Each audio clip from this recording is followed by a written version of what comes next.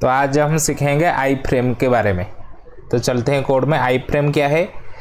तुम्हारे वेबसाइट में किसी और का वेबसाइट को दिखाने के लिए जिस टैग को यूज़ किया जाता है उसको बोलते हैं आई फ्रेम। मीन्स तुम जो वेबसाइट बना रहे हो, तुम जो वेब पेज बना रहे हो, उस वेब पेज में किसी दूसरे का वेब पेज को दिखाने को आई फ्रेम बोलते हैं। इसके लिए उस दूसरे वेबसाइट को दिखाने के लिए जो टैग यूज़ किया जाता है उस टैग का नाम है आई फ्रेम।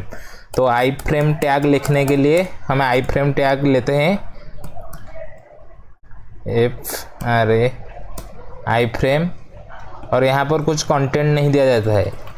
यहाँ पर SRC में यहाँ पर कुछ कंटेंट नहीं दिया जाता है। यहाँ पर एक एट्रीब्यूट लिया जाता है जिसका नाम है SRC, और SRC में हम हमारे दूसरे वेबसाइट का जिसको हम दिखाने वाले हैं हमारे वेबसाइट में उसका URL देते हैं। तो लेकिन ऐसा नहीं है कि तुम जो भी चाहो उस वेबसाइट को दिखा सकते हो। जो भी वेबसाइट रेस्ट्रिक्ट होगा वो तुम्हारे वेब पेज में नहीं दिखाई देगा, और जो भी वेबसाइट रेस्ट्रिक्ट नहीं होगा वो तुम्हारे वेब पेज में दिखाई देगा। तो मैं पहला एग्जाम्पल लेता हूँ, यहाँ पर रिफ्रेश कर लेता हूँ। पहला एग्जाम्पल देखो, यहाँ पर एक विंडो जैसा आ रहा है।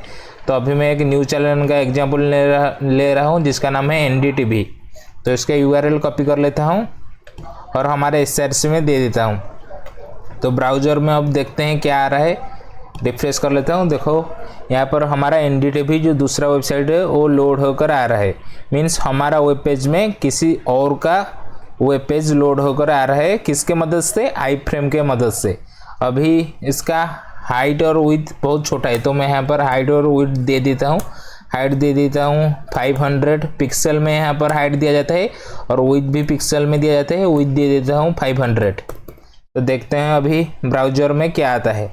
तो यहाँ पर रिफ्रेश कर लेता हूँ। तो देखो उसका हाइट और विड्थ बढ़ गया, और वो हमारा बड़ा होकर हमारा न्यू चैनल अभी बड़ा विंडो में आ रहा है।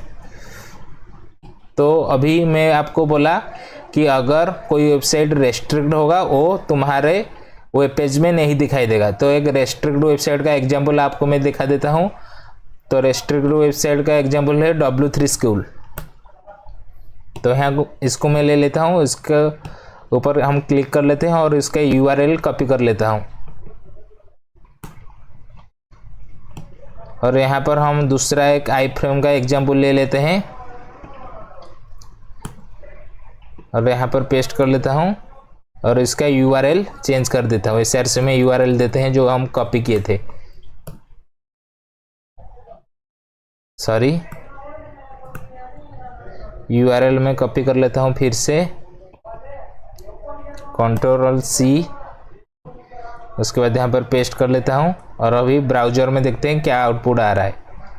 तो पहला वाला जो आ रहा है वो हमारा रेस्ट्रिक्ट ना होने वाला वेबसाइट है, जो रेस्ट्रिक्ट नहीं हुआ है, तो वो इसलिए हमारा वेब पेज में आ रहा है। और अभी रिफ्रेश करता हूँ।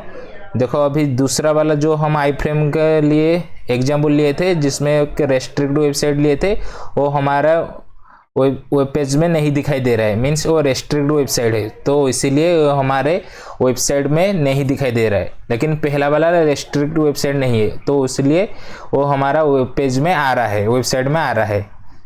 तो आई फ्रेम किस लिए यूज किया जाता है? हमारे वेब पेज में किसी और का लिखा हुआ किसी दूसरे का वेब पेज को दिखाने के लिए आई फ्रेम टैग का इस्तेमाल किया जाता है।